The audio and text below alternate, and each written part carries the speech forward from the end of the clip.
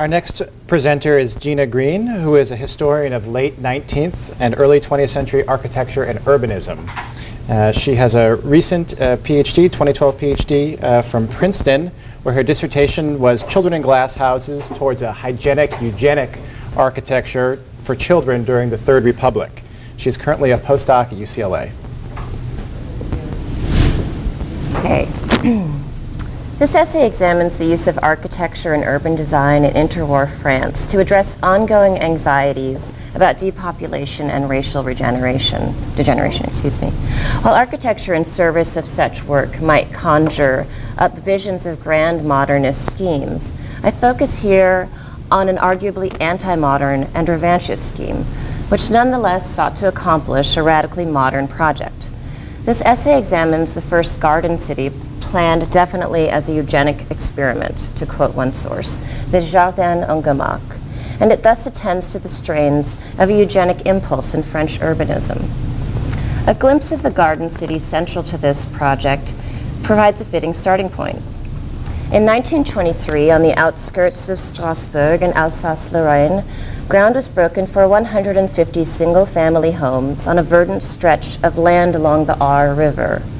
Upon completion, photo essays in the journals L'Architecte and L'Urbanisme revealed gable-roofed Alsatian cottages, surrounded by lawns, hedges, and mature trees. Village streets bore names like Rue des Narcisses, conjuring up an aura of fruitfulness. Cottages were spacious and outfitted with gas, electric appliances, and hot and cold faucets, amenities representing the height of luxury and modernity. The homes were not designed, however, to attract the wealthy, but rather another select group, familles nombreuses, or families with 3 or more children. Other sources provide an even fuller picture. In 1931, for example, the New York Times featured a photo essay on the Jardin en Gamache, describing it as a eugenic experiment, quote, a model village built to combat race suicide, and designed to house, quote, young couples who have pledged to have large families, end quote. The images show the village's cottage and streets filled with robust children at play and receiving medical examinations. Why was a housing project used to realize a larger eugenic experiment? As one of the founding directors of en Gamache declared to the press, the issues of the low birth rate and the, quote, future of the race, end quote, had long seemed to him to gather around the problem of the habitation. Thus, behind the nostalgic gable-cottaged facade lay a more complicated project of using housing to address population issues of both quality and quantity. In openly addressing such issues, the Jardin en Gamache was decidedly unique. Yet in its specificity, it represents a pure distillation of a set of political relations between authorities and private families, and more specifically between women and the state, which were pervasive in the fantasies of interwar natalists in France, co-opting a sentimentalized vision of modern woman as the femme au foyer, while harnessing her reproductive capacity for purposes of national repopulation. In so doing, it reveals a broader set of modern beliefs about the utility of recruiting architecture into the fight against denatalité and degeneration in France. Couples could not be forced to have children, but they could be encouraged, and transforming the private home into a morally and physically hygienic milieu, I argue, proved central to this project.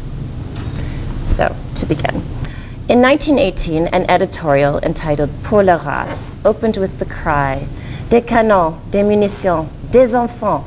Echoing the era's popular call for rearmament, the author called for the fabrication of more children along with munitions. All propaganda should be devoted, another wartime writer declared, to encourage birth. After guns and ammunition, the rallying cry of modern France is children, children. To historians of architecture, however, the famous cry conjures up different associations.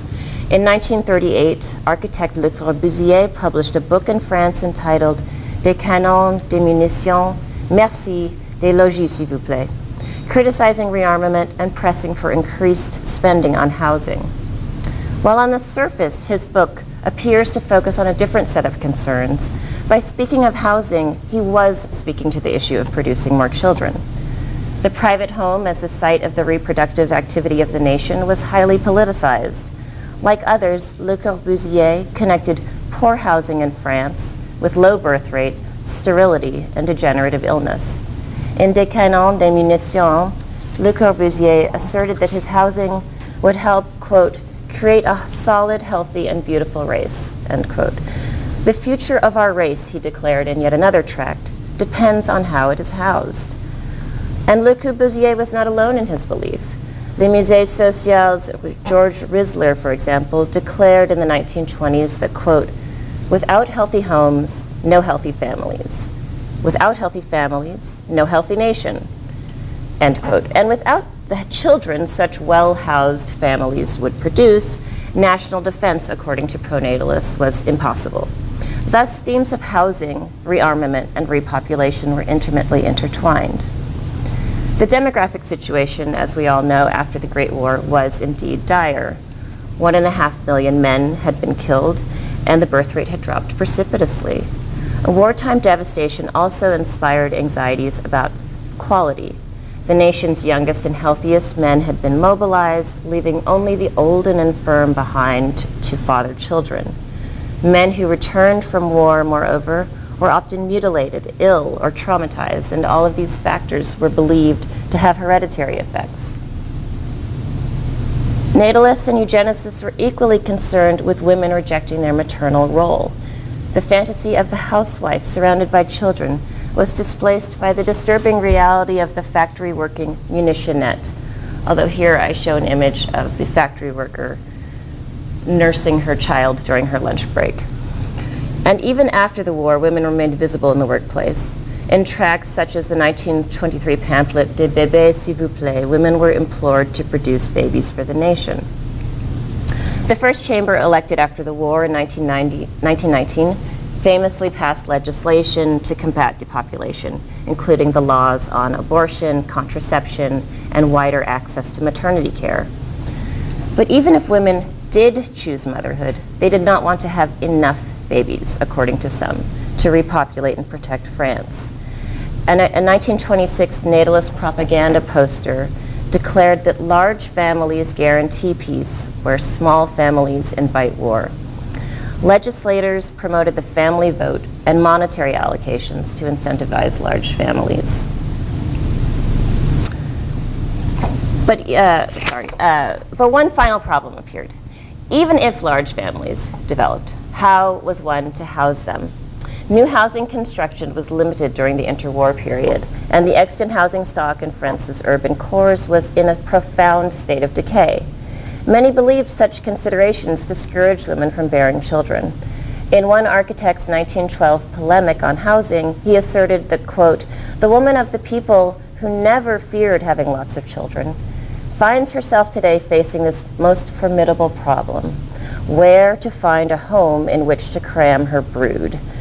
End quote. The president of the 1919 National Congress on Natality declared that the ideal is the strong, large family with a mother who can occupy herself with her children. The family, the mother, the foyer, he continued, summarize the agenda of this conference. We must place them in a favorable milieu, protect them from unhealthy influences, give them a comfortable lodging. Thus, issues of natality, eugenic quality, maternal ambivalence, and housing all appeared urgent and connected in the interwar period. Des canons, des munitions, des enfants, des logements might well have been an apt cry for the era. It was these concerns that inspired the founders of the Jardin Eugenic to create a model eugenic garden city. In the aftermath of the Great War, Alsatian industrialist Léon Eugenic found himself in possession with war profits, and to avoid punitive measures, he used 6.5 million francs to create a foundation charged with developing a garden city in Strasbourg that would promote the development of large, healthy French families. That a garden city would be an ideal outlet for such ambitions should not surprise, because a desire to sort of limit reproduction among quote-unquote low-quality types in the slums was entangled in the original nostalgic English garden city movement. In France, many Garden City activists were also connected with social hygiene groups that were concerned with issues of deterioration, and Strasbourg, just recently re-annexed to France, was at the vanguard of the nation's Garden City movement. The Eugenic Foundation's original statutes indicate that the Garden City was intended only for, quote, young married couples in good health, desiring to have children and raise them under favorable conditions of hygiene and morality, end quote. And since the housing was both superior in quality and inexpensive, the applicant pool was considerable. The matter of selection, therefore, was crucial, underscoring the peculiar relationship that the foundation proposed to have with its inhabitants. As one article of the era noted, the founders were, quote, less interested in sheltering large families than in creating them, end quote, and particularly families who represented, quote, morally as much as physically, a true gain for the country, end quote. To fulfill this mandate, the foundation established criteria for evaluating applicants. Questions of ideal phenotype, however, were not of interest. Rather, they developed an elaborate point system ranking each applicant family based on youth, number of children, cleanliness of their homes, and a physician examinations assessment that told about their health and hereditary history. An architectural competition was announced in 1923 and widely publicized. It requested plans for 150 single-family homes in the traditional style of Alsace-Lorraine with mansard-roofed attics that could be converted as families expanded. Costs were fixed, yet homes were to be equipped with electricity, gas, and running water. The plans of architect Paul de Ruta were chosen, and the foundation's vision was brought to fruition in a settlement spread across several acres. And I show you here simply a plan of the overall layout. Behind the nostalgic facade, however, was a design geared entirely towards a carefully circumscribed social situation in which women were to play a central role. Forbidden to hire servants or to work outside of the home, the cottages were designed to support women in fulfilling the foundation's primary mandate, to bear as many children as possible and look after them and her home by herself. All the rooms, for example, were on one floor, enabling mothers to perform housework while watching their children in the house or in the yard. The kitchen was strategically placed next to the laundry/washroom, allowing women to perform multiple domestic tasks at the same time. Regular deliveries of vegetables, meat, and dairy ensured proper nutrition for growing families while eliminating the need for trips to the market. While some progressive era forays into domestic redesign sought to liberate women from the interior, the Eugenic homes reinforced traditional gender roles, in part by isolating women in their homes. Even in these private spaces, they remained under surveillance due to regular inspections upon which continued residency depended. Alongside this was a class-based project of embourgeoisement, as the foundation strove at every turn to impose bourgeois standards of order, cleanliness, temperance, and obedience upon the office workers and functionaries who ultimately resided there. And there were numerous rules about where you could dry laundry, what kind of plants you could grow, forbidding the keeping of animals or the building of outdoor sheds. So it was a highly controlled place. Thus, underlying all was a project of social discipline. It was one, however, that residents willingly signed up for. Families were not only able to leave at any time, but were in fact required to leave if they could not fulfill the mandate of bearing a child every 2 years. An article published in 1929 in Le Matin demonstrates how seamlessly the projects of feminine social control and natalist production fit together. After giving a tour of the grounds, one of the founders invited the author to visit a home. Quote, "If you knock at the door," end quote, he noted, "it's Madame who opens, because Madame is always at home. She may excuse herself for not having done her toilette, but her children and her home speak for her in this regard. There is, in the smallest amount of space possible, all that one could conceive of to provide convenience for a housewife. The goal, however, was not to make housewives happy, but rather a, quote, eugenic experiment. What interests us as far as our inhabitants are concerned is their vitality, resulting from a healthy lineage, which is a gain for society. Indeed, what were the eugenic results? Statistics gathered between 1927 and 1929 reveal a birth rate at Eugenic more than double that of Central Strasbourg, and higher average weights and heights for nursery school-age children. But these results are not particularly surprising, given the Foundation's initial selection of parents, the regular medical examinations, the willingness of residents to procreate, and access to nutritious food and superior domestic conditions. Ultimately, the Foundation's main claim was that, under the right conditions of health and hygiene, young parents were at the very least, quote, less afraid, end quote, to have children than they would be elsewhere. Although the Garden City was covered in the French press and hailed in America as an exemplary model of practical eugenics, it had no connection to the official French Eugenics Society. However, it strangely anticipated the one piece of legislation that the French Eugenics Society did successfully lobby for, the mandatory premarital medical examination made law under the Vichy regime. Ultimately, we can draw several conclusions from Eugenics' architecture of eugenic production. First, the design's role in facilitating maternal labor was crucial, making it an essential piece of eugenic equipment. Second, by securing women in their homes and requiring the regular production of children, women were effectively and voluntarily transformed into baby factories for the eugenic experiment. The nostalgic vision of the femme au foyer had been co-opted for a more biomedical project. Scientific aspects of eugenics, moreover, were largely absent from the program. Rather, in the Jardin Eugenic, eugenics provided a framework for a nostalgic, conservative project of creating and policing an idealized vision of the family. The project was less about racial hygiene than about encouraging a particular group, healthy, middle class, young, fertile, and French, to reproduce and repopulate a historically contested terrain. Finally, Eugenic architecturally reveals an alternative vision of hygiene to those we might associate with the interwar era.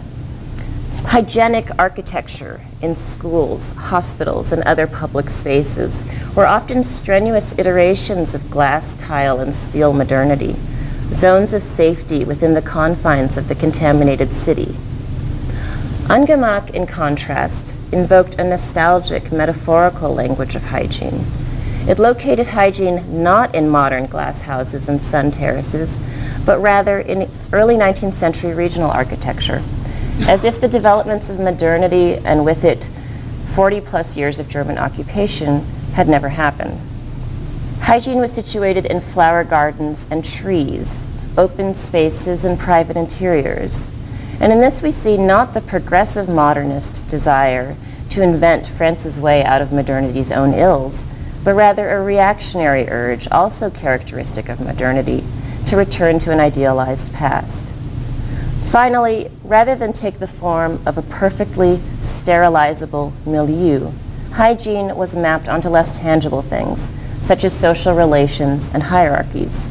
Not only the patriarchal structure of each home, with father working in the public sphere and mother rooted at the hearth, but also in the Foundation's constant paternalistic surveillance through its cadre of inspectors and physicians and functionaries, effectively transforming each private home into a house of glass.